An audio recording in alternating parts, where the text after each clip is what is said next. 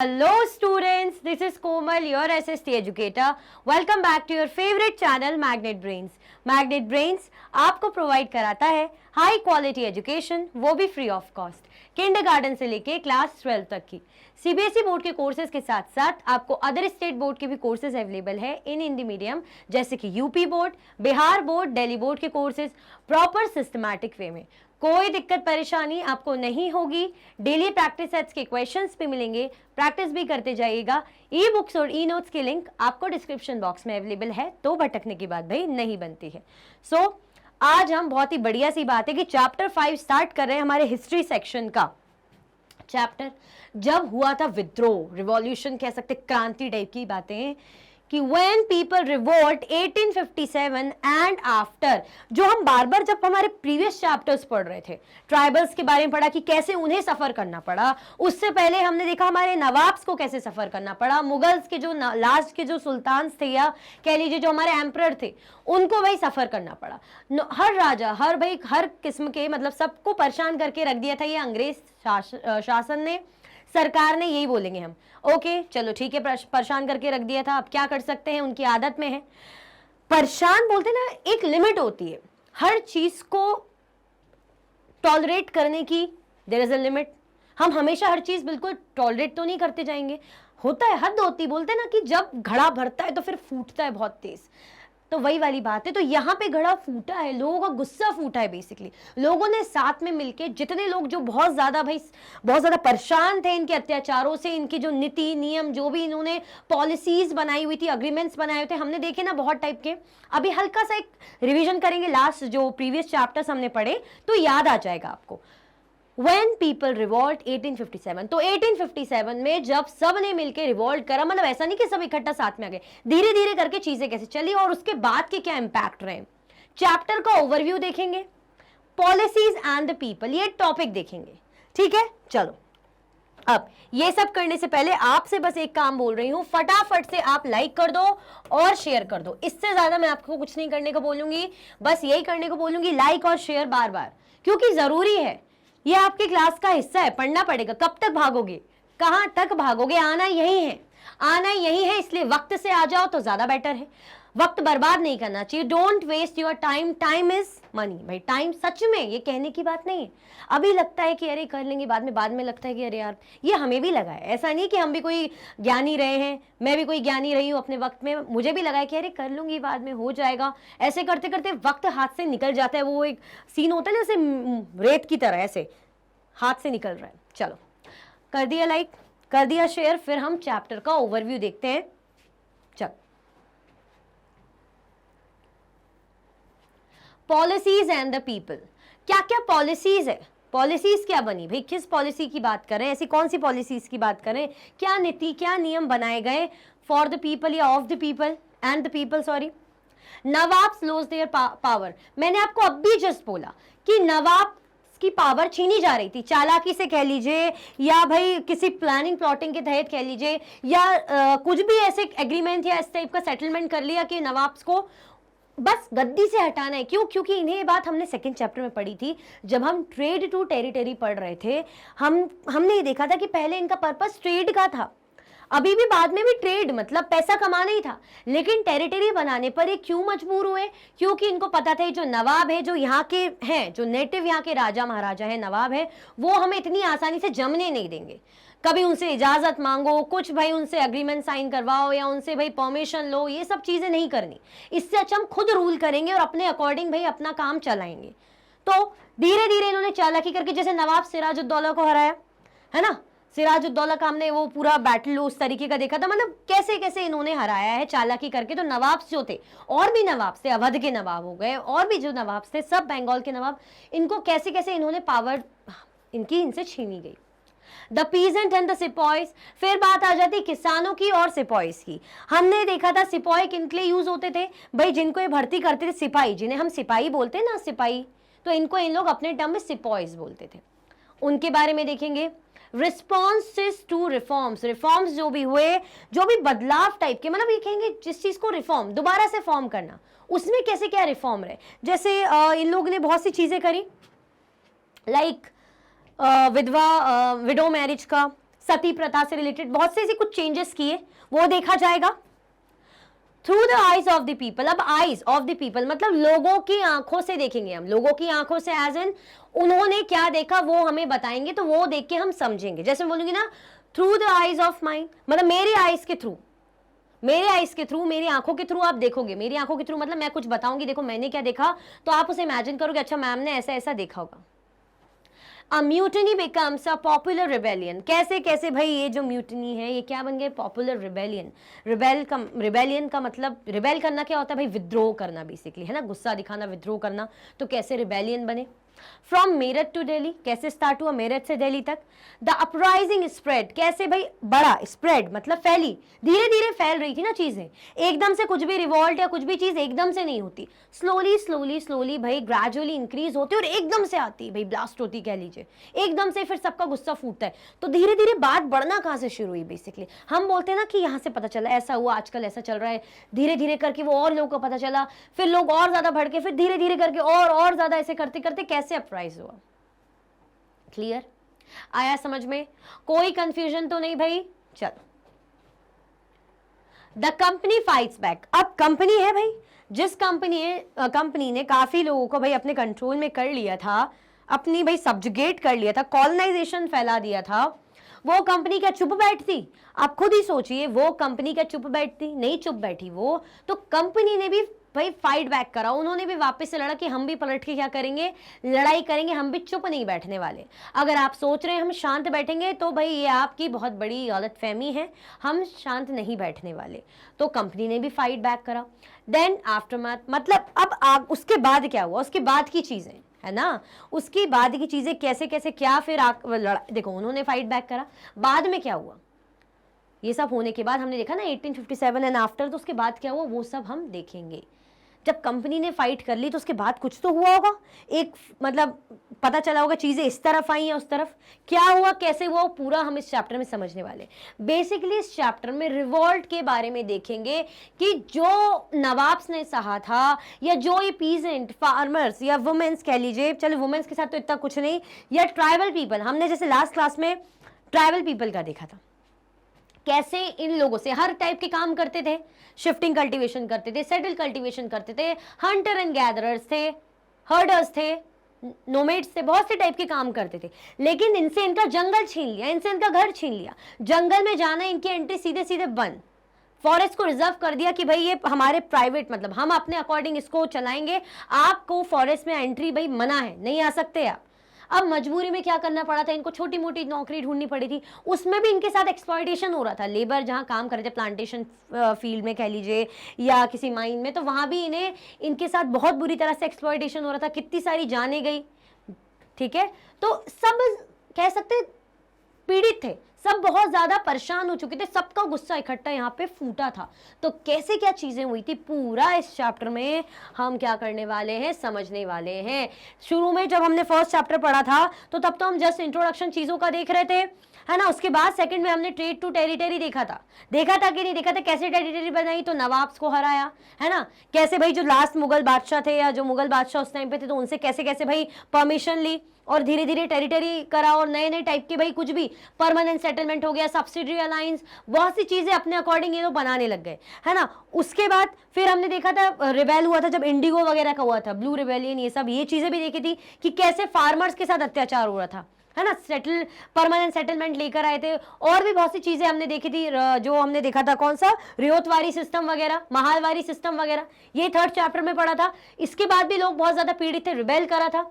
फिर fourth chapter में tribal group के साथ कितना ज्यादा गलत हुआ वो हमने देखा। तो सबके साथ गलत करते हुए आए थे, तो रिवॉल्ट क्यों नहीं करेंगे भाई, जनता क्यों परेशान नहीं होगी, इतना ज्यादा हमारी कंट्री में आके हम ही पे धौंस जमा के, हम ही को परेशान करके, हमारी जमीन हमारे पैसों को लूट के आप हम ही पे जो है अत्याचार कर रहे हो, तो ये गलत है।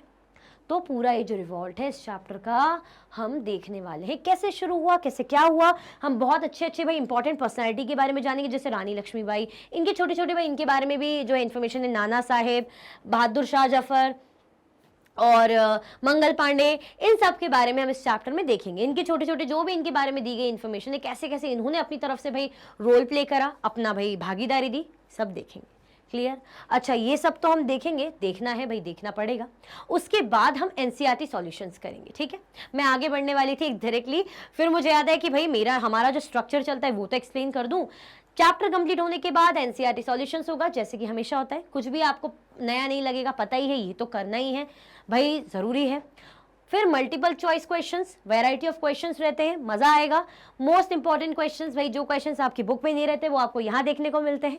देन चैप्टर का कंप्लीट रिवीजन हम देखेंगे। क्या देखेंगे? चैप्टर को वन गो में अच्छे से पढ़ेंगे। अभी हम कैसे पढ़ते हैं भाई, टॉपिक वाइज पढ़ लिया है ना, प्लेलिस्ट में आप देखते होंगे अलग अलग टॉपिक के अकॉर्डिंग आपको वीडियोज अवेलेबल हो जाती हैं। वन शॉर्ट रिविजन या कह लीजिए complete chapter revision one go में आपको मिलेगा। एक बार में बैठे और देख लिया पूरा चैप्टर, समझ लिया, खेल खत्म, फिनिश, टेंशन फ्री, मस्त सो जाएंगे, आराम करेंगे और दूसरे दिन एग्जाम देने चले जाएंगे। क्लियर हुआ? आया समझ में भाई? यही पैटर्न था, है, क्लियर? चलो, और रहेगा।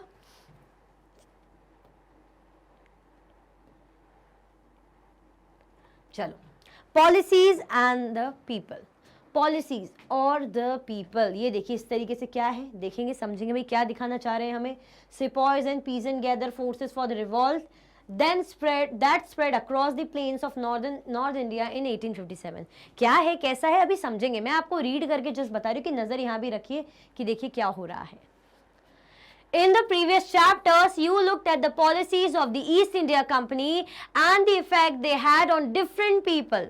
Kings, queens, peasants, landlords, tribals, soldiers were all affected in different ways। जैसे कि मैंने आपको बताया ही था जस्ट अभी इससे पहली वाली स्लाइड में कि प्रीवियस चैप्टर में हम इनके जो कारनामे हैं ना, कारनामे जो इन्होंने बड़े बड़े कारनामे किए हमें परेशान करने के लिए, मतलब हमें क्या, हम इंडियंस से तो हम हमें ही बोलेंगे भाई, वो हमारे अपने ही थे, है ना। उनको जो परेशान किया, कैसे कैसे परेशान किया, क्या क्या था, बहुत अच्छे से हमने सेकंड थर्ड फोर्थ चैप्टर में पढ़ा है, बहुत डीपली अच्छे से चीजों को समझाया है। तो किसने परेशान किया? ईस्ट इंडिया कंपनी ने। किसने किया? ईस्ट इंडिया कंपनी ने। तो कैसे कैसे पॉलिसीज के कारण भाई ईस्ट इंडिया कंपनी ने इन्हें परेशान किया। And the effect they had, उनका जो प्रभाव रहा, जो इफेक्ट रहा बेसिकली, जो जिसके कारण असर रहा किस पे भाई? किंग्स पे, जो नवाब्स हो गए, किंग्स सब परेशान थे। क्वींस पे, कोई जो रानी महारानी, हमने देखा ना क्वीन, अलग अलग रानी महारानियों के बारे में पढ़ा था कि इनको भी कैसे परेशान करा, है ना। अगर कोई रानी राज कर रही तो भाई वो उनका राज छीन लिया। हर चीज को चालाकी से पूरी तरह, जैसे हमने किटूर की रानी का देखा था कुछ, कि कैसे भाई उनको जेल वगैरह में डाल दिया, उन्होंने पूरी लड़ाई करी, कोशिश करी, याद करो ये सब हमने पढ़ा था। तो रानी, पीजेंट भाई जो हमारे किसान हैं, उनको हमने बहुत अच्छे से पता है। जब हम ये ब्लू रिबेलियन देख रहे थे, नील की खेती का, कितना ज्यादा लालच था इनको इंडिगो का, कितना ज्यादा, तो एक्सप्लॉइट कर रहे थे, है ना। अपनी तरफ से इन्होंने कौन सा लोन सिस्टम बनाया और इनको एक्सप्लॉइट कर रहे थे, तभी तो इन्होंने भी रिबेल करा था। हमने देखा था ना ब्लू रिबेलियन, जिससे जो अंग्रेज सरकार भाई बाहर तक, वहां तक हिल गई थी कि वहां से भाई बाहर से आए थे भाई, जो पूरा देखने कहने के लिए, देखने के लिए भाई, सुपरवाइज करने की सिचुएशन को कि क्या हो रहा है भाई, ये फिर से रिवॉल्ट, मतलब बहुत सी चीजें हमने देखी थी, कैसे परेशान करा था पीजेंट को। फिर ट्राइबल, ये लैंडलॉर्ड्स हो गए भाई, जमीन के मालिक, उनसे जमीन वगैरह छीन लिया, रेवेन्यू वगैरह की भाई आप दो, उल्टा हमें। ट्राइबल्स, इनके बारे में तो लास्ट चैप्टर में पढ़ा ही था, तो आपको बहुत अच्छे से पता होगा कि कितना भाई इनसे इनका घर, लाइवलीहुड ही छीन ली, जंगल ही छीन लिया, जंगल में जाना मना, क्या करेंगे बेचारे, छोटी मोटी नौकरी 2-4 पैसों के लिए कमाने लगे, करने लगे। और हमने देखा कि कैसे भाई इनसे सस्ते दामों में सामान खरीदते थे और खुद बहुत ज्यादा 5 to 10 टाइम्स भाई हायर दामों में बाहर बेचते थे, जैसे हमने वो सिल्क का ककून उसका देखा था। फिर सोल्जर्स, भाई सोल्जर्स को भी इफेक्ट करा था, सोल्जर को भी इफेक्ट करा था ना, कि उनको कन्वर्ट करा कि अपनी तरह, जैसे यूरोपियन कल्चर पूरा सिखाया जा रहा था कि हमारी तरह बने। उनको एक आम जो भाई जो उनकी जिंदगी है वो जीने का मौका ही नहीं, बिल्कुल हमारी तरह बनो। आप क्या सीखो? आप सीखो भाई कल्चर सीखो, सिविलाइज बनो, बिल्कुल यूरोपियन कल्चर अपनाओ, वैसे ही दिखो, वैसे ही कपड़े पहनो, है ना। ऐसे इनकी भी लाइफ में भाई इफेक्ट करा। अलग अलग तरीकों से सबको परेशानी हुई, ये हमें बहुत ही ज्यादा अच्छे से पता है। पता है कि नहीं पता है? क्या मैं कुछ गलत बोल रही हूँ? अपने मन से बोल रही हूँ? सही बात कह रही हूँ ना? ठीक है। तो ईस्ट इंडिया कंपनी ने इन लोगों को, इन अलग अलग ग्रुप के लोगों को भाई अलग अलग तरीकों से परेशान किया है। You have also seen how people resist policies and actions that harm their interest or go against their sentiments. Even हमने ये भी देखा, ऐसा नहीं कि बिल्कुल ही सहा है जो इंडियंस पे अत्याचार हुआ, जो इन लोगों पे अत्याचार हुआ, किंग्स क्वींस हो गए, पीजेंट्स हो गए, लैंडलॉर्ड्स हो गए, ट्राइबल्स हो गए, तो ऐसा नहीं कि ये लोग भी चुप रहे, इन्होंने भी इनके अगेंस्ट भाई रिबेल करा ना, अपना गुस्सा दिखाया, अपनी डिमांड्स रखी, अपनी बातें रखी कि नहीं ऐसा नहीं हो सकता, आप गलत कर रहे हैं, तो भाई मतलब कोशिश है पूरी करी। जैसे हमने देखा था कि इनका देखा था बिरसा मुंडा का, उससे हमें लास्ट हमने जस्ट चैप्टर जो पढ़ा था इसमें, तो बिरसा मुंडा का देखा था कि कैसे इन्होंने भाई बिल्कुल गद्दी हिला दी थी इन लोगों की। तो इन्होंने क्या करा, 2 साल के जेल में डाल दिया बिरसा मुंडा को। बिरसा मुंडा वापस आए, उन्होंने फिर भाई जो है आंदोलन फिर से मतलब कह सकते लोगों को इकट्ठा करा, बातें बढ़ी, सिंबल्स वगैरह दिखा दिखा के क्या करते थे भाई, अपना प्रदर्शन करते थे कि देखिए हम आपकी चीजें नहीं मानेंगे, इस तरीके का।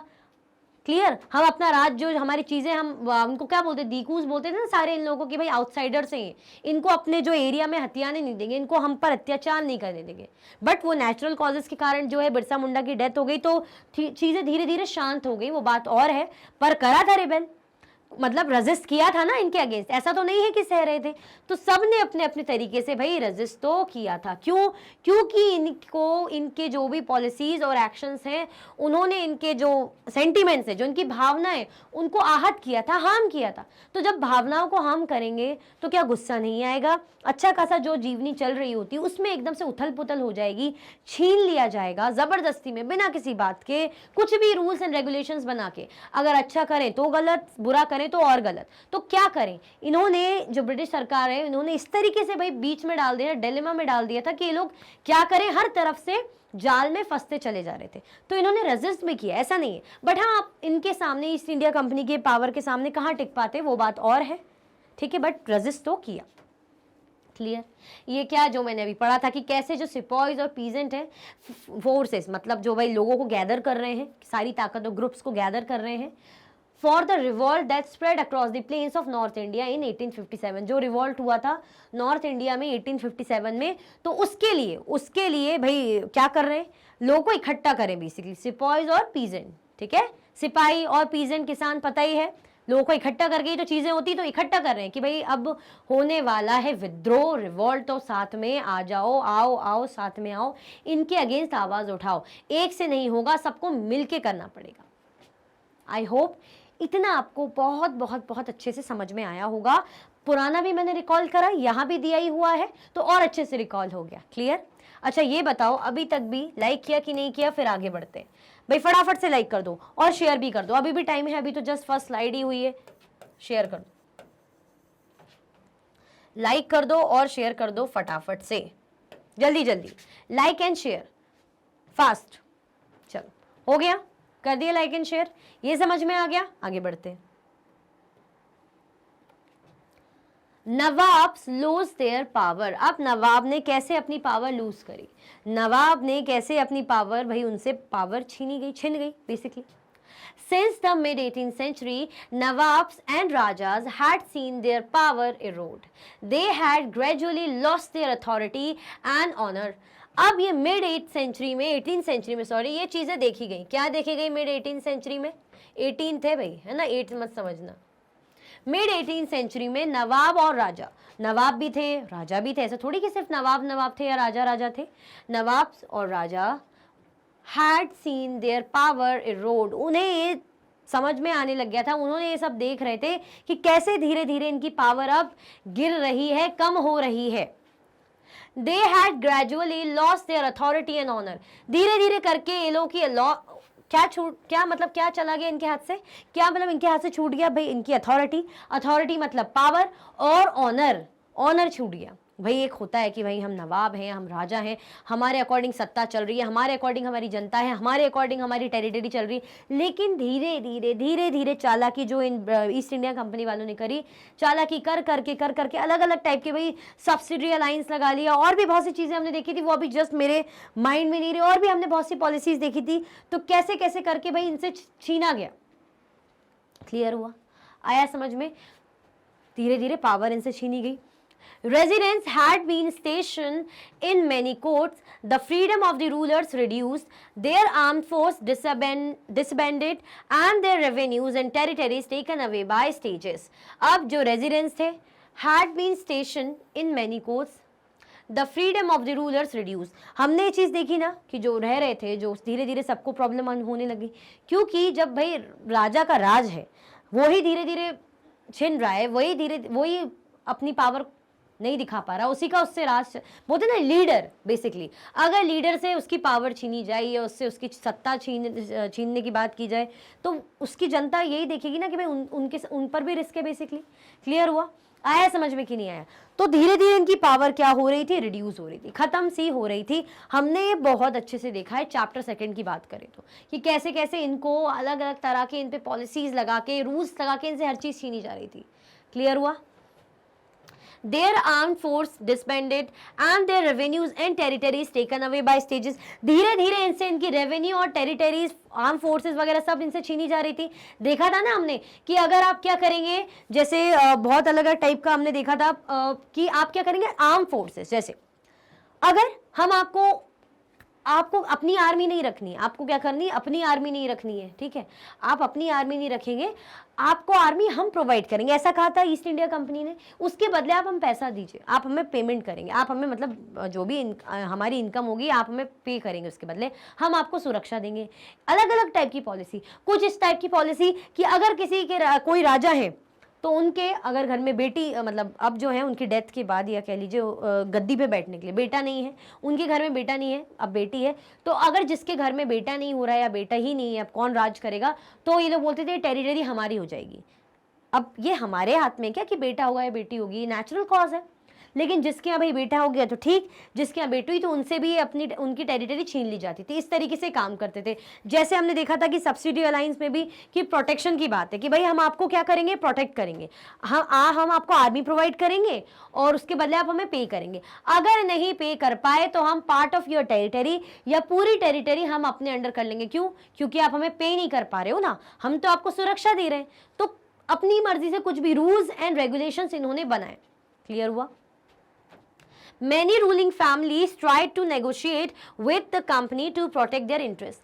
बहुत सी रूलिंग फैमिलीज ने, भाई जो रूल करती थी उस वक्त, राजा महाराजा क्वींस होंगी, सब ने पूरी कोशिश करी कि कुछ ना कुछ तो हम नेगोशिएट करें। नेगोशिएशन मतलब जैसे हम बोलते हैं ना मोल भाव टाइप का, कि आप ऐसा मत कीजिए, इसके बदले ऐसा कुछ कर लीजिए, आप हम मतलब आप अगर ऐसा करना चाह रहे हैं ठीक है आप ऐसा करिए, पर हमारी भी बात मान लीजिए, तो दोनों का फायदा रहेगा।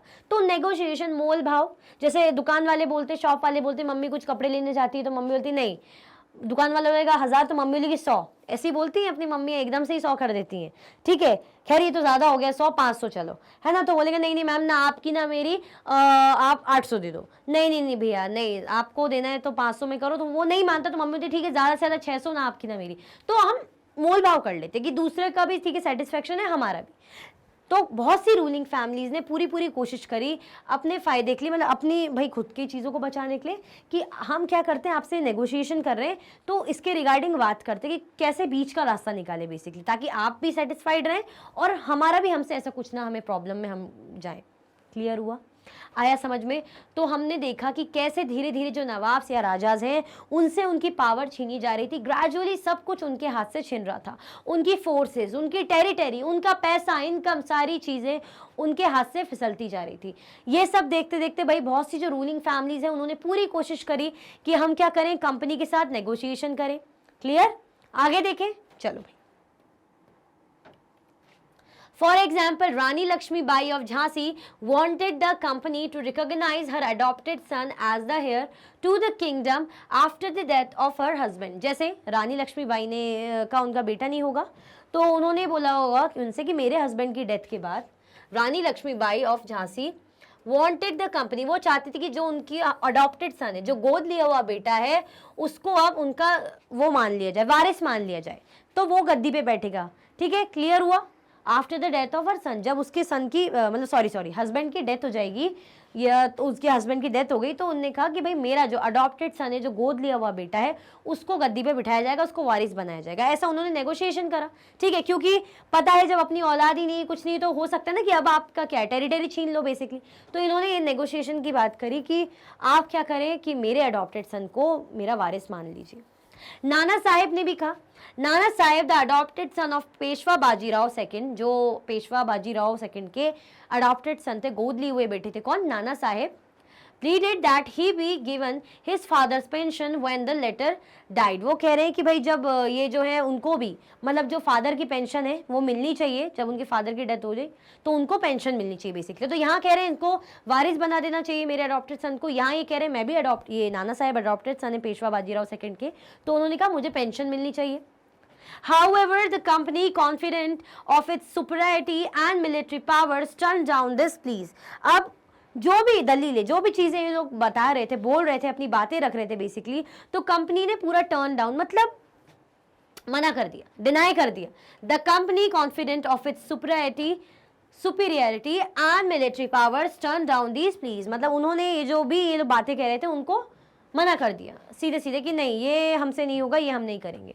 क्लियर मना। क्यों? क्योंकि उनको बहुत ज्यादा भरोसा था खुद पे, कॉन्फिडेंट थे बहुत ज्यादा ही, मतलब कह सकते हैं ना कि घमंड में चूर, बहुत ज्यादा ही कॉन्फिडेंस है ना, ऐसा लगता है कि बस हम ही हैं जो हैं, बाकी तो कोई कुछ है ही नहीं। तो इतने ज्यादा चूर थे, मशगूल थे अपने भाई पावर में, अपनी सुपरियरिटी कॉम्प्लेक्स था इनको कि भाई हम ही हैं जो हैं, हम क्यों किसी की सुने, हमारी मर्जी, हम जैसा चाहेंगे वैसा करेंगे, हमें कुछ नेगोशिएट नहीं करना। नेगोशिएट करते तो वो भी ठीक रहते, आपका भी फायदा रहता। खैर फायदा तो इनका हो ही रहता, बट फिर भी इतनी कोई दिक्कत नहीं होती। लेकिन इन्होंने उनको भी नहीं छोड़ा, उन्होंने कहा नहीं नेगोशिएशन भी नहीं करेंगे। तो क्यों? क्योंकि भाई बहुत ज्यादा ही अपनी पावर्स, अपनी चीजों पे घमंड था, कह लीजिए कॉन्फिडेंस था। Awadh was one of the last territories to be annexed. Awadh जो थी वो क्या थी? लास्ट टेरिटरी थी जिसको मतलब जिसको अनेक्स किया था, जीता था। अवध जो थी लास्ट टेरिटरी थी जिसको अनेक्स किया था, जिसको हथियाया था basically. In 1801, a subsidiary alliance was imposed on Awadh, and in 1856 it was taken over. 1801 में क्या लगा? subsidiary alliance। अच्छा, subsidiary alliance क्या है? ये subsidiary alliance क्या है? बताइए फटाफट से, subsidiary alliance क्या है?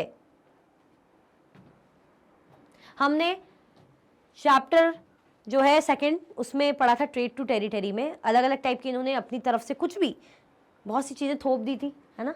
पढ़ा था कि नहीं पढ़ा था? तो उसमें ये भी था, सबसे पहले हमने इसी के बारे में पढ़ा। तो इसका मतलब याद आ रहा है क्या है? मैंने अभी एक्सप्लेन भी किया था, जिसमें ये कह रहे थे कि हम आपको क्या प्रोवाइड करेंगे, आप अपनी आर्मी नहीं रख सकते, नवाब राजाज आप लोग अपनी आर्मी नहीं रखोगे, आपको आर्मी की प्रोटेक्शन हम देंगे, उसके बदले आप हमें भाई बढ़िया सी हेफ्टी अमाउंट पे करो। तो राजा ने पे कर दी तो ठीक, नहीं पे कर पाए तो टेरिटरी छीन ली जाती थी।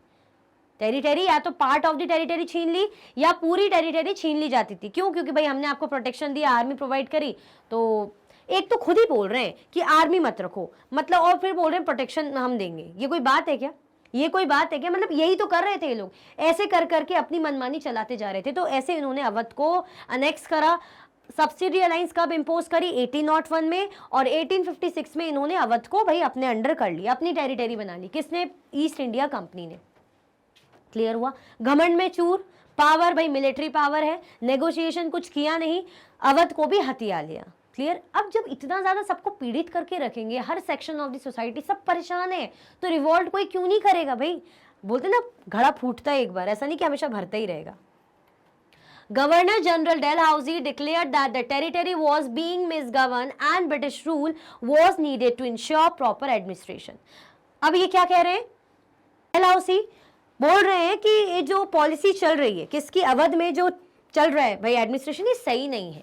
तो इसीलिए ना अब हम इसे क्या करेंगे? अच्छे से चलाएंगे, मतलब अपनी मर्जी से कि हम अच्छे से चलाएंगे। क्या वो चला नहीं पा रहे थे आज तक? आज तक हमारे राजाओं ने कोई काम नहीं किया, कुछ अच्छे से चलाया नहीं। यही है जो आए हैं, यही है इंटेलिजेंट है। तो गवर्नर जनरल डेलहाउसी ने क्या बेसिकली एक्सक्यूज या अपनी तरफ से क्या बात कही कि जो टेरिटरी है वो मिसगवर्न हो रही है, मतलब ये नवाब संभाल नहीं पा रहे, इनसे नहीं संभल रही है। तो हम क्या करेंगे? हम ये इंश्योर करेंगे ताकि प्रॉपर तरीके से एडमिनिस्ट्रेशन चले, प्रशासन चले, तो सब कुछ सही रहेगा, जनता भी खुश रहेगी और भाई ग्रो करेगा आपकी टेरिटरी, ये एरिया ग्रो करेगा, तो हम चलाएंगे। तो ऐसे करके इन्होंने छीन ली इनसे territory. The company even began to plan how to bring the Mughal dynasty to an end. देखो, मिडाइवल हिस्ट्री के बाद मॉडर्न हिस्ट्री की हम बात करते हैं ना, तो मॉडर्न हिस्ट्री से पहले उस टाइम मुगलसी थे, मुगलसी छाए हुए थे। मुगलसी अपने टाइम के बहुत खतरनाक तरीके से फैले हुए थे, बहुत पावरफुल जो है डायनेस्टी थी मुगल डायनेस्टी।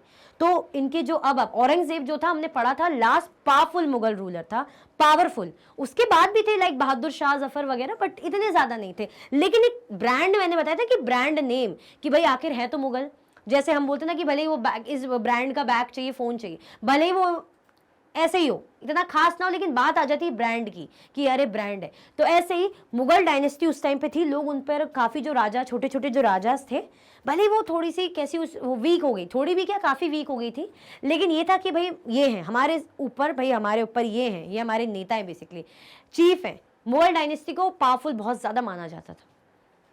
तो कंपनी ये प्लानिंग प्लॉटिंग करने लगे कि ठीक है, नवाब राजा तो ठीक है, अभी ये मुगल डायनेस्टी को भी ख़त्म करना पड़ेगा, इनको भी रास्ते से हटाना पड़ेगा। क्यों? क्योंकि ये भाई रास्ते में एक तरीके के पत्थर जैसे हैं, अगर ये लोग इकट्ठा हो गए तो हो सकता है हमारे खिलाफ कुछ बगावत करे, है ना, हमें फिर हमारी जो इतनी मेहनत हम किए कराए पे पानी ना फेर दे। बेसिकली उन्हें बहुत ज़्यादा चुभ रहे थे वो कि इनको भी अब हटाना पड़ेगा। तो जो कंपनी है, even began to plan how to bring Mughal dynasty to an end. The name of the Mughal king was removed from the coins minted by the company. अब जो कंपनी कॉइन्स निकालती थी उनमें जो मुगल रूलर्स थे, जो भी मुगल किंग थे, उनका नेम उसमें से हटा दिया गया, रिमूव कर दिया गया। अब जो कॉइन्स आने लग गए, जो कंपनी इशू करती थी, मिंट करती थी, पता बनाती थी, निकालती थी, तो उसमें जो मुगल्स थे उनका नाम आना बंद हो गया था। In 1849, Governor General Dalhousie announced that after the death of Bahadur Shah Zafar, the family of the king would be shifted out of the Red Fort and given another place in Delhi to reside in. अब governor general Dalhousie ने अपनी तरफ से उन्होंने क्या declare कर दिया कि जब डेथ हो जाएगी किसकी, बहादुर शाह जफर की। कौन थे ये? मुगल एम्परर थे, ठीक है, बहादुर शाह जफर मुगल एम्परर थे। तो डलहौजी ने कब, गवर्नर जनरल डलहौजी ने 1849 पे बात कही कि जब जो लास्ट में जो मुगल एम्परर हैं बहादुर शाह जफर, इनकी डेथ हो जाएगी तो क्या होगा, रेड फोर्ट, लाल किला में ये लोग रहते थे, तो लाल किले से ये शिफ्ट करके कहाँ चले जाएंगे, अनदर प्लेस इन दिल्ली, मतलब कोई भी दिल्ली की दूसरी प्लेस में ये रहेंगे। अब ये फैमिली, जैसे ही बहादुर शाह जफर की डेथ हो जाएगी तो ये फैमिली का नहीं रह जाएगा, ये अब इनका नहीं रह जाएगा। क्यों? क्योंकि भाई जो है राजा मर गया, एम्परर मर गया, तो अब क्या, अब इसकी फैमिली यहाँ नहीं रह सकती, इनको यहाँ से निकलना पड़ेगा, फिर ये कहीं और भी रहे दिल्ली में। तो लाल किले को बोल रहे हैं कि छोड़ना पड़ेगा। क्लियर हुआ? आया समझ में कैसे कैसे चीजें ये लोग धीरे धीरे सत्ता सबसे छीनते जा रहे हैं, सब कुछ हड़प रहे हैं, बेसिकली किसी को भी नहीं छोड़ रहे, किसी को भी नहीं। ठीक है, आप भी होते तो आपसे भी कुछ ना कुछ छीन लेते। ठीक है, आया समझ में? चलो, In 1856, Governor General Canning decided that Bahadur Shah Zafar would be the last Mughal king, and after his death, none of his descendants would be recognized as kings. They would just be called princes. अब ये Mughals को क्या करना चाह रहे थे कि हटाना चाह रहे थे, उन्होंने डिक्लेयर कर दिया। क्या डिक्लेयर करा कि बहादुर शाह जफर वही लास्ट मुगल एम्परर रहेगा, उसके बाद इनकी कोई भी डिसेंडेंट, जो अब उनकी भाई उनके बच्चे होंगे, बेटे होंगे उनके, अब वो थ्रोन पर नहीं बैठेंगे, अब कोई डायनेस्टी वाइनेस्टी नहीं चलने वाली, सब कुछ यहीं पर एंड है। क्योंकि उन्हें पता था कि इनके पास इतनी तो पावर है, तो कांटे की तरह चुपते थे, है ना। यही होता है ना, ये लोग यही करते हैं कि अगर भाई कंपटीशन दिख रहा है तो उसको एलिमिनेट करो, खुद से कुछ ग्रो मत करो भाई, पहले तो एलिमिनेट करो, ग्रो कर रहे हो बात और है। तो ये लोग सबसे पहले एलिमिनेशन मेथड अपनाते थे। हमने देखा था ना, जब ट्रेड टू टेरिटरी हो रही थी तो इन्होंने क्या करा था, क्वीन से क्या करवा लिया था भाई, इस तरीके का उन्होंने फरमान या कुछ एक टर्म था ना, वो एकदम से मेरे माइंड में नहीं आ रहा, वो साइन करवा लिया था कि भाई ये हम ही क्या करेंगे, हम ही जो है ट्रेड करेंगे, बाकी जो इंग्लैंड की कंपनीज है वो यहाँ की ट्रेड नहीं कर सकती ईस्ट में। ऐसा करवाया था इन्होंने, करवाया था कि नहीं करवाया था। अब धीरे धीरे इन्होंने सबको एलिमिनेट करा। उसके बाद जब इन्हें डच, फ्रेंच, पुर्तगाली सब आने लग गए तो इनको इनसे भी टेंशन हो गई कि कैसे कैसे भाई इनको भी साइड करें, क्योंकि सबकी नज़र थी इंडिया में। इंडिया के मसाले, जो कॉटन, सिल्क, की जो हाई क्वालिटी की चीज़ें इंडिया में मिलती थी, कुछ कुछ प्रोडक्ट जिसकी डिमांड यूरोप में बहुत ही भयंकर तरीके से, तो यहाँ से खरीदते थे सस्ते में ट्रेडर से और महंगे दामों में यूरोप में बेचते थे। तो चाहे अब देखो इंग्लैंड को, यूरोप में तो इंग्लैंड आता है और भी कंट्रीज आती है। अब इन्होंने अपना तो कंपटीशन एलिमिनेट कर दिया इंग्लैंड के अंदर, लेकिन बाकी कंपटीशन भी तो थे। वहाँ से वास्को डी गामा वो उन्होंने पता लगा लिया, गोवा में आके सेटअप थे, पूरा पुर्तगाली लोग बैठे थे, है ना। फिर उसके बाद फ्रेंच, डच आ गए, तो धीरे धीरे सब भाई जम रहे थे। क्लियर हुआ? तो उन्होंने उनको भी एलिमिनेट किया बेसिकली। अब यहाँ पे बात करें तो इनको भी अब एलिमिनेट कर रहे हैं। 1856 में गवर्नर जनरल जो थे कैनिंग, उन्होंने डिसाइड करा कि Bahadur Shah Zafar would be the last Mughal king. भाई बहादुर शाह जफर आखिरी मुगल किंग रहने वाले हैं, भाई वही रहेंगे आखिरी। उनकी डेथ जैसी होती, जैसी उनकी मृत्यु होगी, none of his descendants would be recognised as king. उनका जो भी डिसेंडेंट, अब पता ही होगा उनको कि भाई बच्चे हैं, लड़के होंगे, लड़के बैठते हैं गद्दी में, या जो भी उनका डिसेंडेंट रहेगा, वारिस रहेगा, जो आने वाली पीढ़ी रहेगी, कोई भी अब गद्दी पे नहीं बैठेगी, किसी को भी राजा नहीं कहा जाएगा। They would just be called Prince, मतलब उनको ऐसे ही राजकुमार इस टाइप का मान लो, पर राजा कोई नहीं बनेगा। जो एम्परर की बात हो जाती है, कोई नहीं बनेगा। तो क्या कर दिया, मुगल्स को भी एलिमिनेट कर दिया, रास्ते से हटा दिया। क्लियर हुआ? आया समझ में? चालाकी, भाई प्लानिंग, प्लॉटिंग, क्लियर? कोई कंफ्यूजन, दिक्कत तो नहीं? यहां तक हम क्या देख रहे हैं, पॉलिसीज एंड द पीपल, क्या क्या इनकी चालाकियां, पॉलिसीज समझ में आ रही है इनकी पॉलिसीज, कि कैसे कैसे भाई अलायंस, सब्सिडी अलायंस लगा के या अपनी तरफ से रूल्स बना के सबको गद्दी से हटवा रहे हैं बेसिकली। क्लियर? आई होप अच्छे से समझ में आ गया होगा। चलो, the peasants and the sepoys. अब पीजेंट्स और सिपॉइज को देखेंगे। पीजेंट किसान जिनकी हम बात करते हैं, सिपॉय सिपाही, है ना, हमने पढ़ा था ना, इन लोगों ने नाम दिया था sepoys. In the countryside, peasants and zamindars resented the high taxes and the rigid methods of revenue collection. Many failed to pay back their loans to the moneylenders and gradually lost the lands they had till for generations. अब हमने देखा था ना, ये भी हमने पढ़ा था कि इनसे क्या लिया जाता था, बहुत ज़्यादा, मतलब बहुत ज़्यादा इनसे वो जो टैक्स कलेक्ट किया जाता था, क्या किया जाता था, हाई टैक्सेस कलेक्ट किए जाते थे। कहाँ से देंगे हाई टैक्स? इतना अर्निंग तो हो तो टैक्स दे, या तो उतनी हाई अर्निंग हो तो हाई टैक्स दे, बट ज़बरदस्ती का, बेफिजूल में, मतलब अगर देख रहे हैं कि तनख्वाह इतनी हो पा रही है मुश्किल 10-12 हज़ार, और उसमें से बोल रहे हैं कि 5-6 थाउजेंड टैक्स दे दो, तो कोई कैसे ही दे पाएगा? क्या बचेगा उसके हाथ में? लगभग आधी सैलरी तो गई। तो जस्ट मैं आपको एग्जाम्पल के तौर पे बता रही थी। तो ये कह रहे हैं कि हाई टैक्सेस उनको जो उन पे लगते थे, और जो रिजिड मेथड था रेवेन्यू कलेक्शन का, तो उससे पीजेंट और जमींदार परेशान हो गए थे। इनका क्या भाई तरीका था, हमने देखा था ना कि जो जमींदार से वो क्या करा करेंगे, वो पीजेंट से टैक्स कलेक्ट किया करेंगे और उस टैक्स को रेवेन्यू के फॉर्म में कंपनी को पे किया करेंगे। इस तरीके से था ना, मैंने आपको बना के भी बताया था लास्ट चैप्टर में, लास्ट टू लास्ट चैप्टर में। देखो इस तरीके से रहेगा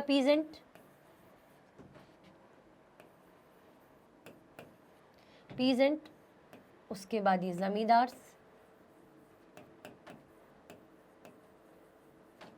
फिर कंपनी। अभी क्या है, ये एरो के ऊपर क्या लिखेंगे, ये क्या पे करते थे, ये तो पे करते थे टैक्स, ये पे करते थे tax,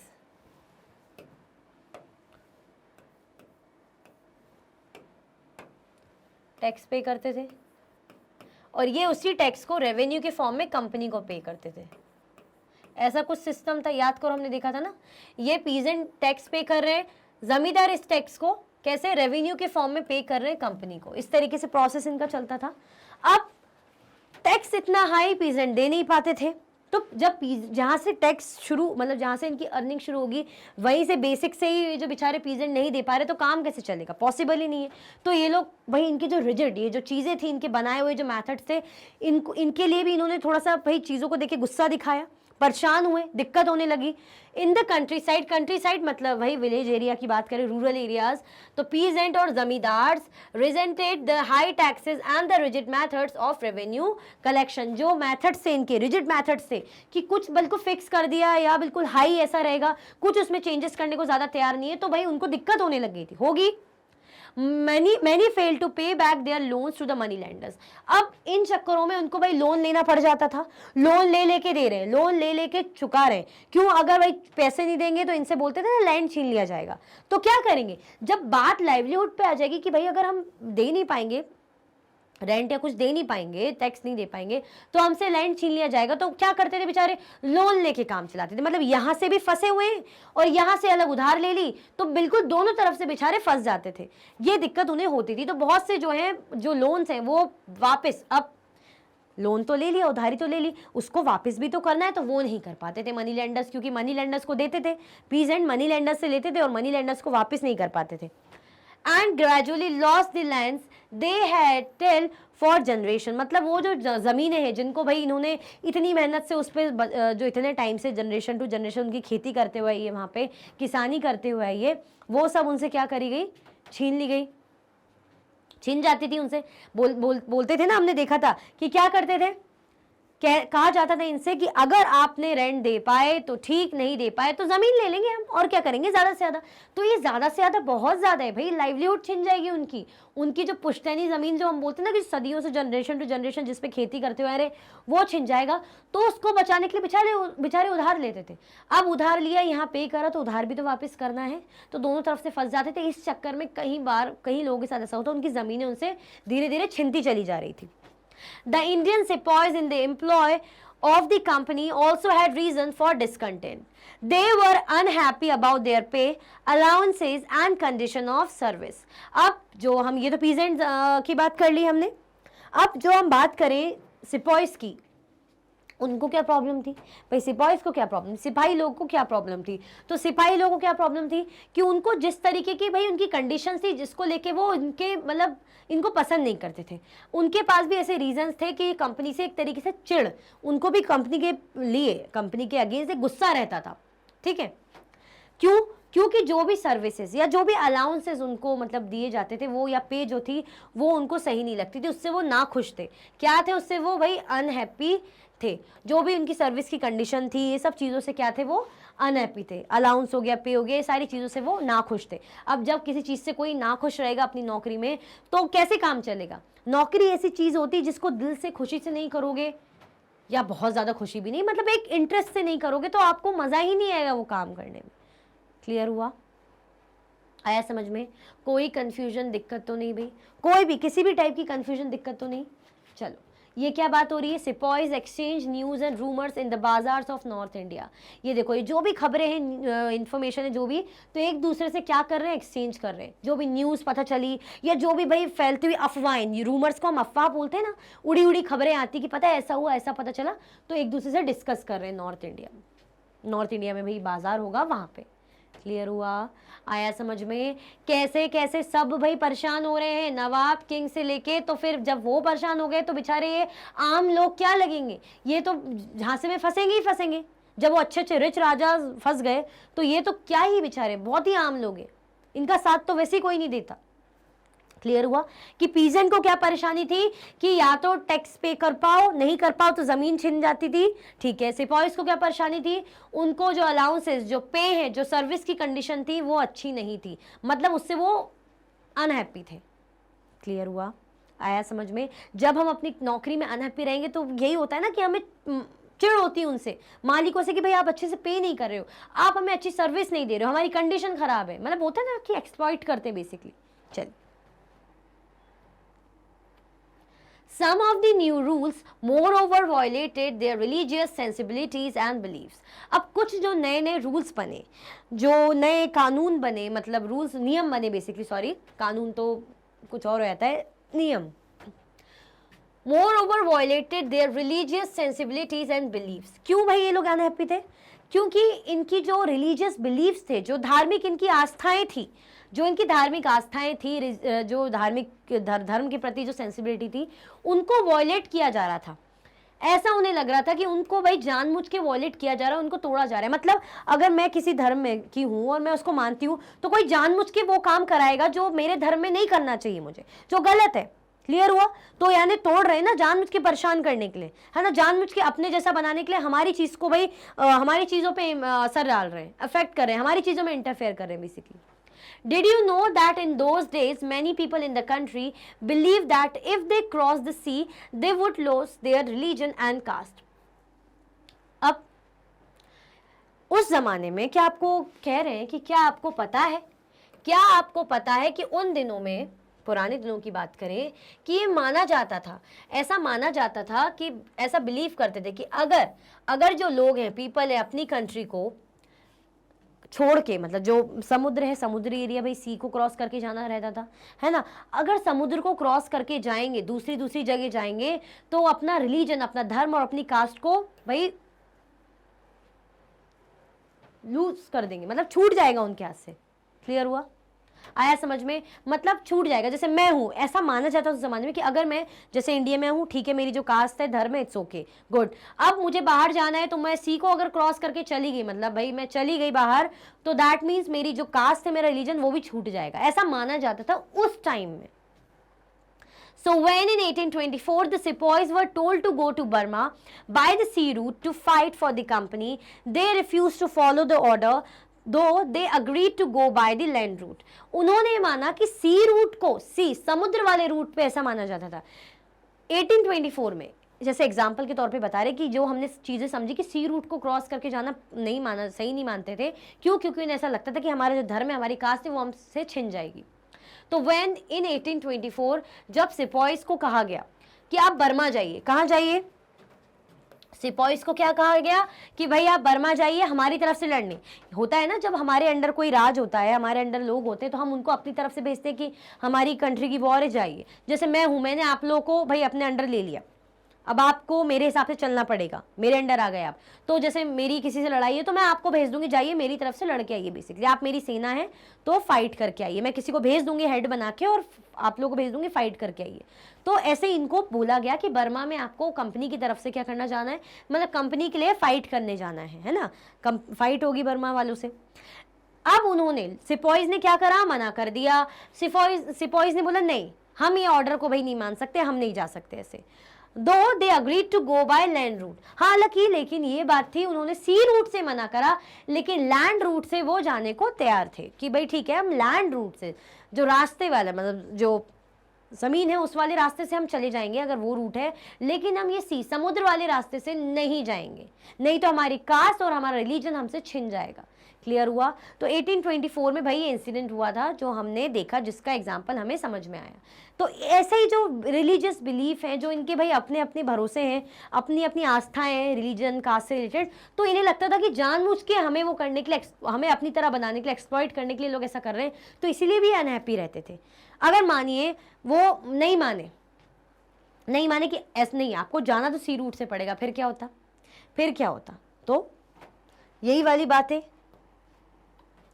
They were severely punished, यही वाली बात है जो मैंने बोली, इसलिए मैं चुप हो गई क्योंकि आगे हमें देखने को मिलेगा। आपको लगता है कंपनी आसानी से छोड़ देगी क्या? कंपनी जो सब किसी को नहीं छोड़ रही, राजा महाराजा को नहीं छोड़ रही, तो अपने अंडर जो काम कर रहे हैं सिपॉइज एम्प्लॉइज, उनको छोड़ेगी क्या? They were severely punished, भाई उनको पनिशमेंट दी गई। And since the issue did not die down, in 1856 the company passed a new law which stated that every new person who took up employment in the company's army had to agree to serve overseas if required. Sepoys also reacted to what was happening in the countryside. Many of them were peasants and had families living in the villages. So the anger of the peasants quickly spread among the sepoys. अब क्या हुआ? आपको क्या लगता है, जब बड़े अच्छे से ये लोग बोल रहे हैं कि बड़े अच्छे से क्या मतलब, अपनी प्रॉब्लम बता के, अपनी बात शेयर करके कि नहीं हम नहीं जा पाएंगे, ये गलत हो जाएगा, हम नहीं जाएंगे, इट्स ओके, ठीक है, बोल दिया उन्होंने, हम लैंड रूट से चले जाएंगे, तो क्या कंपनी चुप बैठती? कंपनी इनकी अगर एक भी डिमांड मान लेती कि ठीक है ओके, तो उनको यही लगता ना कि आगे भी कुछ ना कुछ करेंगे, फिर हमें मानना पड़ेगा, तो आगे हम मौका ही नहीं देना चाहते, हम ऐसा एक भी मौका नहीं देंगे तो आगे बात बढ़ेगी नहीं, आगे फिर दोबारा ऐसी बात ही नहीं कहेंगे। होता है ना कि अरे तुम पहले इसको मना कर देते ना तो बाद में टेंशन नहीं होती, तुमने पहले ये चीज़ कर हाँ बोल दिया, फिर तुम 2-4 बार तुमने और हाँ बोल दिया, तो अभी तुम्हारा फायदा उठा रहा है, ऐसे ही बोलते हैं। तो कंपनी ने पनिश करा उनको, कहा जैसे इशू चलता रहा, मतलब चलता रहा इशू, भाई ये प्रॉब्लम्स चलती रही, तो 1856 में कंपनी ने अब एक न्यू लॉ, कानूनी पास कर दिया कि अब तो खत्म बात, अब बहुत हो गई बातें, अब कानून पास कर दिया। कानून में क्या था? वो न्यू लॉ क्या था? देखें, अलग कलर से देखेंगे भाई न्यू लॉ को, that every new person who took up employment in the companies army, कोई भी नया इंसान जो कंपनी की आर्मी में भर्ती होता है, एम्प्लॉयमेंट लेता है, नौकरी करता है कंपनी की आर्मी में, had to agree to serve overseas if required, तो भाई उनको ओवरसीज यानी बाहर की कंट्री में भी, अक्रॉस मतलब जो दूसरी कंट्रीज में भी भाई सर्व करना पड़ेगा, जाना पड़ेगा, सी रूट के थ्रू, लैंड रूट के थ्रू, जो भी है बस जाना पड़ेगा, दैट्स इट। ये जो आप अभी बहानेबाजी कर रहे हो कि इसके थ्रू नहीं जा सकते, ऐसा नहीं है, या इसके थ्रू जाएंगे, कोई टेंशन चक्कर अब रखेंगे ही नहीं, सीधे सीधे कानून पास करा है कि जो भी अब हमारे यहाँ सैनिक सेना में भर्ती होगा, ठीक है, सेना में भर्ती होगा तो वो भाई ओवरसीज में यानी बाहर जाके उसको करना पड़ेगा काम। क्लियर बात, सीधी साफ है। जैसे हम होता है ना इंडिया में, जैसे हम जॉब कर रहे हैं, कहीं जॉब पे लगे तो बोलेंगे कि देखो पहले ही हमें कॉन्ट्रैक्ट है, ये हमारा लॉ है कि अगर आप हमारे यहाँ ज्वाइन होते हो तो जब भी हमें लगेगा तो आपको बाहर जाके भाई, आपको चाइना अमेरिका जहाँ भी जाके आपको भाई हमारी तरफ से डील करनी पड़ेगी, आपको क्लाइंट से मिलना पड़ेगा। तो अब जो बोलेगा कि ठीक है मैं जा सकता हूँ बाहर, और कोई बोलेगा नहीं नहीं मैं इंडिया के अंदर ट्रैवल कर लूँगा पर बाहर नहीं जाऊँगा या जाऊँगी, तो ठीक है, आपने को कानून पता है, मानना ना मानना आपकी मर्जी है। अगर अंदर आ जाते हो, मान लेते हो, तो फिर तो भाई हमारे हिसाब से चलेगा। तो ऐसा कंपनी ने करा और टेंशन ही खत्म कर दी कि अब कोई बात ही नहीं बचेगी कि भाई जाना नहीं जाना। अब तो जो हमारे यहाँ आया, जिसने एम्प्लॉयमेंट ली, तो जाना तो भाई पड़ेगा। Sepoys also reacted to what was happening in the country side. Even sepoys, जो सिपाही हैं, उन्होंने उस चीज़ को लेके भी रिएक्ट करा जो कंट्री साइड, जो गाँव में हो रहा था, है ना। कंट्री साइड मतलब जो रूरल एरियाज की हम बात करते हैं, तो सिपाहीज ने उन मैटर्स के लिए भी क्या करा भाई, रिएक्ट करा। तो sepoys also reacted to what was happening in country side. Many of them were peasants and had families living in the villages. क्योंकि भाई जो सिपाही थे, क्यों उनको इतना ज़्यादा भाई लगाव था, इतना ज़्यादा गुस्सा था, इसलिए था ना, अटैचमेंट गुस्सा इसलिए था ना क्योंकि उनकी जो फैमिलीज हैं, उनके जो परिवार है वो रूरल एरियाज, वो गांव में रहते थे ना। वो तो यहाँ पे नौकरी करने आए थे भाई, पैसा कमाने के लिए, ज़रूरी है, लाइवलीहुड चलानी है। अब जब भाई किसान की फैमिली की हम बात करें कि यहाँ से टैक्सेस लग रहे हैं, हायर टैक्सेस लग रहे हैं, ज़मीनें छिन जाएगी, तो इंसान क्या करेगा, दूसरी चीज़ें अपनाएगा ना। फिर जैसे ट्राइबल ग्रुप के लोगों से, उनसे जंगल छीन लिया गया तो दूसरी नौकरी ढूंढने गए ना। ऐसे ही जब इनकी चीज़ें इनसे छीन ली जाएगी या इन लोग करते होंगे काम, तो दूसरी जगह जाना पड़ेगा। तो काफ़ी लोग जो विलेज के होंगे वो सेना में भर्ती हो गए होंगे। तो अब सेना में तो भर्ती हो गए, लेकिन उनका जो एक लगाव, प्रेम अपने फैमिली से तो रहेगा ना, अपने लोगों से तो रहेगा ना, कि वहाँ के लोगों के साथ बुरा हो रहा है तो बुरा नहीं लगेगा। आप किसी बाहर की कंट्री में, आपको पता चलेगा इंडिया में ऐसा हो रहा है, और इंडिया में भी पर्टिकुलर उसी शहर में ऐसा हो रहा है जहाँ आपका घर है। अब वो एग्जैक्टली नहीं कि साइड वाला ही घर आपका हो, लेकिन उस शहर में ऐसा हो रहा है तो आपको दुख नहीं होगा, बुरा नहीं लगेगा। तो ऐसे इनको, उनके लिए जो इन्होंने उनके लिए भी रिएक्ट करा जो कंट्री साइड में जिनके साथ भाई अत्याचार हो रहा था। Many of them were peasants and had families living in the villages. क्यों?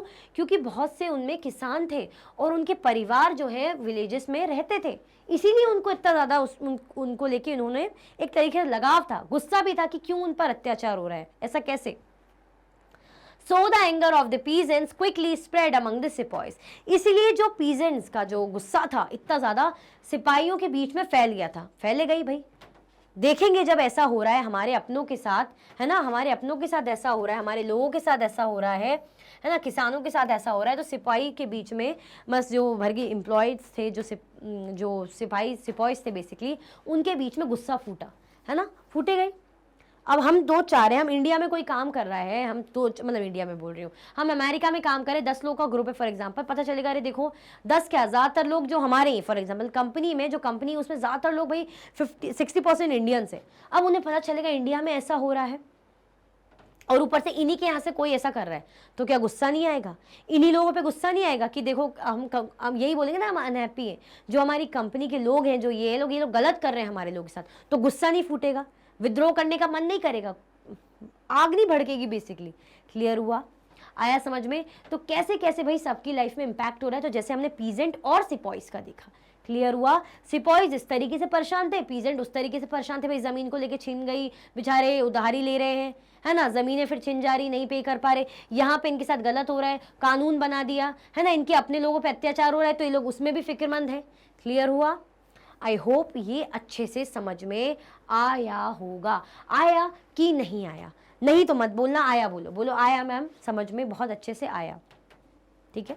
चलो, रिस्पॉन्सेस टू रिफॉर्म्स। अब जो रिस्पॉन्सेस थे उनका रिफॉर्म, जो मैंने बताया था ना कि रिफॉर्म, ये जो बदलाव सा ला रहे थे, उसके प्रति इनके क्या रिस्पॉन्स, मतलब इनकी प्रतिक्रिया क्या थी, है ना। जैसे कुछ भी बदलाव किसी ने कर दिया तो हम बोलेंगे ना इन्होंने सही नहीं किया, ये हमारा कल्चर था, ऐसा होना नहीं चाहिए था, ये हम सालों से भाई ये प्रथा चलती आ रही, इन्होंने क्यों बदला, इसमें क्यों बदलाव किया। तो रिस्पॉन्स क्या क्या, कैसे कैसे प्रतिक्रियाएं रही लोगों की, जैसे मैंने बताया ना कि विडो रीमैरिज की भाई जो जिसके हस्बैंड की डेथ हो जाए, जो विधवा हो जाए तो नहीं, उनको बैठना रहता है, अब वो कभी शादी नहीं कर सकती, ऐसा रहता था। तो इन्होंने विडो रीमैरिज की बात करी कि नहीं, हस्बैंड की डेथ हो गई तो क्या हो गया, वो क्या शादी नहीं कर सकती, ऐसे चेंजेस लाए। सती प्रथा को खत्म किया। सती प्रथा जो राजपूत में ज्यादा होती थी कि जैसे अगर कोई राजा है, जैसे राजपूत राजा है, अब वो हार गया युद्ध में, अब जब वो युद्ध में हार गया तो जो दूसरा राजा है जो जीता है वो तो भाई किले में आएगा ना हथियाने के लिए, है ना, और लोगों को भी आप जेल में डाल दे, मार दे, जो भी करे, स्लेव बना ले, दास बना ले, जो भी करे। तो इससे पहले जो औरतें हैं भाई सती वो कर लेती थी, है ना, क्या करती थी भाई, सती प्रथा अपनाती थी, जिसमें आग में से जाती थी अग्निकुंड में और आग में कूद जाती थी। क्लियर हुआ? तो ये गलत है ना। British believe that Indian society had to be reformed. जो ब्रिटिशर्स थे उन्हें, देखो हमने तो किसी के बारे में पढ़ा था, कौन थे, उनका नाम याद है? कोई थे ना, याद है उनका नाम, जिन्होंने इंडियन हिस्ट्री को बड़े ही अलग तरीके से डिवाइड किया था, हिंदू मुस्लिम ब्रिटिश में डिवाइड किया था, नाम याद आ रहा है? उन्होंने क्या कहा था कि इंडिया कल्चर्ड कंट्री नहीं है, सिविलाइज नहीं है, इनको कल्चर्ड बनाने की जरूरत है, इसीलिए हम आए हैं और हम इंडिया को कल्चर्ड बनाएंगे, जो कि एक अच्छी बात है। खुद को बहुत अच्छा मानते थे कि इंडिया ने कुछ ग्रो किया ही नहीं है, कुछ एजुकेटेड ही नहीं है, कुछ नॉलेज ही नहीं है, ऐसे ही है ये लोग, ऐसा ही मानते थे। क्लियर हुआ?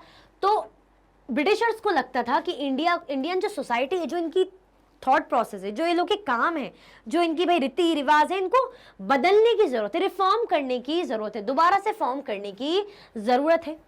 Laws were passed to stop the practice of sati and to encourage the remarriages of widows. अब ऐसे ऐसे कानून पास किए गए जिसमें जो सती प्रथा है इसको खत्म करने की बात की गई कि नहीं, ये जो औरतें हैं जब हस्बैंड की डेथ हो जाती तो आग में जल के मर जाती हैं, ये खत्म करो, ये गलत है, ये नहीं होना चाहिए। या अगर भाई किसी के हस्बैंड की डेथ हो गई, वो औरत विधवा हो गई, विडो हो गई, तो उसकी दोबारा शादी नहीं की जाएगी। अब बेचारी कोई छोटी, पहले तो जमाने में टाइम पे छोटी एज में शादी हो जाती थी, अब मानिए उसका हस्बैंड जो है वो बच्ची लड़की समझो 17-18 साल की है या और भी कम, तो क्या उसकी जिंदगी ऐसे ही कटेगी? वो दोबारा शादी नहीं कर सकती। या कोई औरत है, इसके हस्बैंड की डेथ हो गई तो वो भाई सती प्रथा अपनाए, तो ये गलत है ना। तो उन्होंने इसको चेंज करा कि ऐसा अब नहीं होगा, अब विडोज जो है उनकी रिमैरिज होगी, दोबारा से शादी कराई जाएगी, ठीक है, और सती प्रथा को भी खत्म किया। English language education was actively promoted. अब इंग्लिश लैंग्वेज की एजुकेशन बहुत ज़्यादा तरीके से एक्टिवली प्रमोट की गई। मतलब अब जो है उनको लगता था ना इंडियंस को कल्चर्ड बनाना है, हमारी तरह बनाना है, जैसे हमारा यूरोपियन जो हमारा कल्चर है उसकी तरह बनाना है हमें, तो हमें क्या करना है, अपने ब्रिटिश कल्चर की तरह इनको इंग्लिश लैंग्वेज वगैरह भाई क्या करनी पड़ेगी, इंग्लिश लैंग्वेज की एजुकेशन देनी पड़ेगी। क्लियर हुआ? मतलब ज़्यादा से ज़्यादा लोग इंग्लिश बोले, इंग्लिश सीखे। क्लियर? चलो। After 1830, the company allowed Christian missionaries to function freely in its domain and even own land and property. अब जब इनको यही था ना, इनकी कोशिश यही थी कि ज़्यादा से ज़्यादा भाई लोग इंग्लिश की एजुकेशन बढ़े, इंग्लिश बेस्ड एजुकेशन बढ़े, इंग्लिश होनी चाहिए, बस इंग्लिश आए, कल्चर्ड बने, सीखें। तो 1830 के बाद जो कंपनी है उन्होंने क्या करा, the company allowed Christian missionaries, जो क्रिश्चियन मिशनरीज थे कंपनी ने उन्हें अलाउ करा, आप क्या करें, आप बिल्कुल फ्रीली फंक्शन करें अपने एरिया में, अपनी प्रॉपर्टी, अपने लैंड में आप क्या करें, बिल्कुल फंक्शन करें। वही अंग्रेजी को बढ़ावा देने वाली बात है, आप अपने अकॉर्डिंग काम करिए, है ना, आप जैसा मतलब अपने अकॉर्डिंग जैसा हम कह रहे हैं वैसा आप उसको लेकर काम करिए। आप इंग्लिश को भाई बढ़ावा दीजिए। तो इंग्लिश एजुकेशन को उन्होंने, इंग्लिश लैंग्वेज एजुकेशन को प्रमोट करने की बात कही कि चीज़ें बदली गई, सती प्रथा खत्म की गई, विडो रीमैरिजेस की बात की गई, इंग्लिश भाई लैंग्वेज का भाई प्रमोशन करा कि भाई इंग्लिश आनी चाहिए। क्लियर हुआ? अपनी तरह बनाने के लिए चेंज कर रहे थे। पूरा सब्जुगेट पढ़ा था ना हमने, कॉलोनाइजेशन क्यों पढ़ा था, सब्जुगेट करना, चाहे लैंग्वेज के बेसिस पे हो, रिलीजन कल्चर के बेसिस पे हो, इकोनॉमिकली सोशली, हर चीज जब अपने अकॉर्डिंग बदल देना, पूरा तख्ता पलट कर देना, उसी को हमने बोला था कॉलोनाइजेशन। तो वही वो कर रहे हैं, इसीलिए तो हम बोलते कॉलोनियल पीरियड, औपनिवेशिक काल। क्यों बोलते हैं? इसीलिए बोलते हैं। क्लियर हुआ? आया समझ में? कोई कंफ्यूजन, दिक्कत तो नहीं? Everything is clear. पहला हमने देखा कि पॉलिसीज एंड द पीपल, कैसे जो पॉलिसीज बनी लोगों को परेशानी हुई। उसके बाद हमने देखा पीजेंट्स एंड सिपॉइज ने कैसे भाई सफर करा। उसके बाद जो रिफॉर्म्स है उनको लेकर क्या जो है रिस्पॉन्सेज रहे इनके। ठीक है, चलो। In 1850, a new law was passed to make conversion to Christianity easier. अब जब अपनी तरह सब बना रहे हैं तो बात रिलीजन पे भी तो आएगी। बात धर्म पे भी आएगी, धर्मांतरण पे भी आएगी कि जो रिलीजन का जो है कन्वर्ट हो जाना। तो इन 1850 में एक नया लॉ पास करा to make conversion to Christianity easier, कि क्या करना कि जो क्रिश्चियनिटी में कन्वर्ट होने के लिए ईजी कर दिया। मतलब आप क्या कर सकते हैं, क्रिश्चियनिटी में कन्वर्ट हो सकते। क्यों भाई, क्या जरूरत है? This law allowed an Indian people who had converted to Christianity to inherit the property of his ancestors. उन्होंने ये बात कही कि जो लोग क्रिश्चियनिटी में, ईसाई धर्म में कन्वर्ट हो जाएंगे, क्रिश्चियन धर्म में कन्वर्ट होंगे, तो उनकी जो भाई पिताजी की प्रॉपर्टी है उसको वो इनहेरिट कर पाएंगे, वो उनको मिल जाएगी। जैसे मैं हूँ, मुझसे कहा गया, मैं लड़का हूँ, मतलब मुझसे कहा गया कि जो आपकी फादर की प्रॉपर्टी है आपको जब ही मिलेगी जब आप भाई ईसाई धर्म को अपना लोगे, नहीं अपनाओगे तो गई प्रॉपर्टी। अब इंसान क्या सोचेगा, अरे कुछ ऐसा नहीं कि हर कोई एक जैसा सोचता है, कुछ यही सोचेंगे ना कि इतनी जो प्रॉपर्टी है, जो भाई पैसा है वो छिन जाएगा, वो हमें मिलेगी नहीं, तो कन्वर्ट ही हो जाते भाई, क्या ज़्यादा फर्क पड़ जाएगा। कुछ है कि नहीं, इनकी चालाकियाँ सब समझ में आ रही है, ये इनकी चालाकियाँ सब समझ में आ रही है, ऐसा तो हम नहीं होने देंगे। दो तरीके के लोग होते हैं ना दुनिया में, हर कोई एक जैसा तो होता नहीं। तो उन्होंने इस लॉ में क्या कहा, इस कानून में, कि जो इंडियन है who had converted to Christianity to inherit the property of his ancestors, उनको भाई अपने एंसेस्टर्स की प्रॉपर्टी इनहेरिट भाई करने को मिलेगी। Many Indians began to feel that the British were destroying their religion, their social customs and their traditional way of life. अब जो बहुत से इंडियंस हैं उनको ये चीज़ समझ में आने लग गई कि जो ब्रिटिशर्स है ना चालाकी कर रहे हैं, ये जो हमारा रिलीजन है, ये जो हमारा कस्टम है, हमारी सोसाइटी, इसको भाई डिस्ट्रॉय, खत्म करने की पूरी कोशिश कर रहे हैं चालाकी करके। क्योंकि देखो, पैसा ऐसी चीज़ है, प्रॉपर्टी ऐसी चीज़ है कि कोई भी इतनी आसानी से तो हाथ से जाने नहीं देगा। ज़्यादातर लोग, हो सकता है 100% में से 10 to 5%, 5 to 10% ऐसे हो जो बोले कि नहीं ठीक है भाई, हमारा धर्म हमें प्यारा है, हमें नहीं चाहिए पैसा, हम कमा लेंगे, मेहनत कर लेंगे। और कुछ ऐसे हैं जो ज़्यादातर जो है यही करेंगे कि नहीं यार क्या जा रहा है ऐसा कन्वर्ट होने में, कोई दिक्कत नहीं भाई, कम से कम ये लोग भी खुश रहेंगे और हमारी प्रॉपर्टी तो हमारे हाथ से नहीं जाएगी। कुछ लोग ऐसा भी सोचते हैं, लेकिन जिन्होंने वैसा सोचा तो वो समझ गए कि ये लोग हमारे कल्चर, हमारे धर्म को ख़त्म करने की बात कर रहे हैं, डिस्ट्रॉय करने की बात करें, कि ताकि इन्हीं की चीज़ें ज़्यादा से ज़्यादा रहें, इन्हीं के भाई सोशल कस्टम्स, ट्रेडिशन सब इन्हीं के अकॉर्डिंग चले। ठीक है, तो वो समझ रहे थे कि धीरे धीरे हमें हटाने की बात हो रही है, हमें हटाने मतलब हमारे धर्म को। There were of course other Indians who wanted to change existing social practices, लेकिन कुछ ऐसे भी थे जो existing, जो पुरानी social practices चल रही थी, सामाजिक प्रथाएं, जो चीज़ें चल रही थी, रीति रिवाज, उनको बदलना चाह रहे थे। होते हैं दो तरीके के लोग, जैसे मैंने कहा, होते हैं तो कुछ लोग चाह रहे थे कि नहीं, जो हमारा पहले का कल्चर चलता आ रहा है, जो चीज़ें चलती आ रही है वैसे ही चलेगी, उसको डिस्ट्रॉय नहीं होने देंगे। और कुछ जो चाह रहे थे कि भाई जो सोशल प्रैक्टिसेस हैं, जो पहले से चली आ रही है एग्जिस्टिंग, उनको भाई बदलना चाहिए, उनको बदलना चाह रहे थे। You will read about these reformers and reforms movement in chapter 6. भाई आप इनके बारे में, या इन रिफॉर्मर्स के बारे में, या इनके मूवमेंट के बारे में, जैसे जो भी चीज़ें हुई चैप्टर 6 में आप पढ़ेंगे। ये अभी आपका चैप्टर 5 चल रहा है। क्लियर हुआ? समझ में आया कि कैसे सब कुछ बदलने की बातें कर रहे थे, और इन लोगों के रिस्पॉन्सेस कैसे थे कि ये सब समझ रहे थे, ये समझ रहे थे कि ये जो है ना हमारे सोशल कस्टम्स, जो हमारे रीति रिवाज चले आ रहे हैं, या हमारे धर्म की चीज़ें सब खत्म करना चाह रहे हैं। ये सब हमें इनकी चालाकी समझ में आई। और कुछ जो चाह रहे थे कि नहीं ठीक है, बदल रहे हैं, बदलने दो, ये जो एग्जिस्टिंग सोशल प्रैक्टिसेस हैं इनको चेंज हो जाना चाहिए। हर टाइप के लोग होते हैं, जैसे कि मैं आपको 2-4 बार बता ही चुकी हूँ। आई होप आपको अच्छे से क्या हुआ होगा, समझ में आया होगा। तो लाइक करना बिल्कुल भी नहीं भूलिए। और ये टॉपिक बहुत ही अच्छा था, ठीक है, इसमें हमने पॉलिसीज़ वगैरह और उसके अंदर के सारे रिफॉर्म्स, चीज़ें समझी। आई होप कोई डाउट आपको नहीं होगा। थोड़ा सा भी डाउट आता है तो कमेंट में ज़रूर बताइएगा। साथ में एक बार और देख लीजिएगा भाई सेशन को, कोई दिक्कत नहीं है भाई, आपके पास रहते ही है सेशन, ऐसा तो है नहीं गायब हो गए, सेव वही रहते ही हैं, आपको प्लेलिस्ट में अवेलेबल हो जाएंगे। और अगर जो आपके क्लासमेट्स नहीं आए हो उनको भी शेयर कर दीजिएगा, और लाइक करना तो बिल्कुल भी मत भूलना, जैसे कि मैंने कहा। तो भाई इसी के साथ ये टॉपिक और ये वीडियो एंड होती है। अगर आप और भी वीडियो के लेक्चर्स देखना चाहते हैं तो आप मैग्नेट ब्रेन्स के यूट्यूब चैनल, एप्लीकेशन और वेबसाइट पे देख सकते हैं। ई नोट्स और ई बुक्स की लिंक आपको डिस्क्रिप्शन बॉक्स में अवेलेबल है।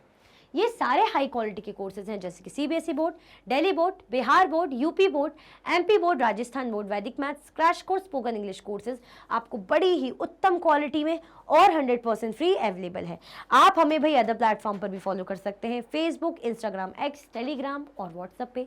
ज़्यादा से ज़्यादा लाइक कीजिए, ज़्यादा से ज़्यादा शेयर कीजिए, और चैनल को सब्सक्राइब करना बिल्कुल भी ना भूलें। अपना ख्याल रखें। Thank you so much for watching.